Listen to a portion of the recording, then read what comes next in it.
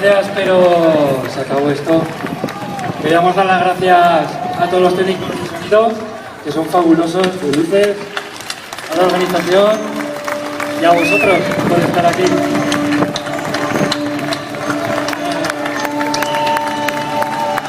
Bueno, no queríamos despedirnos sin antes presentar a esta manada de músicos.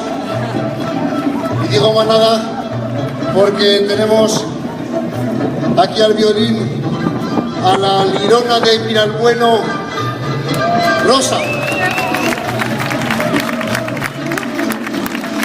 Al bajo, nuestro lince de torrero, Fernando.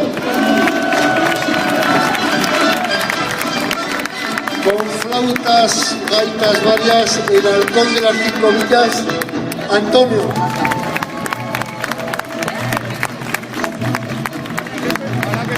Con guitarro, el potro del Carmen, Luis.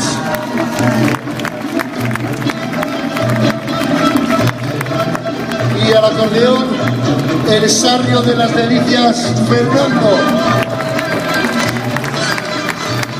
La batería, borra, cualquier cacharro que se pueda tomar de percusión, flauta, bilfaina, el oso de Moyuela, José Ferrer.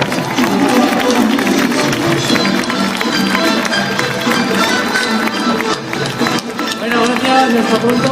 Si queréis podéis visitar nuestro perfil de Facebook, poner la almeta del Paripao, ver la almeta del Paripán y la almeta del Paripao y la almeta del Paripao. Gracias.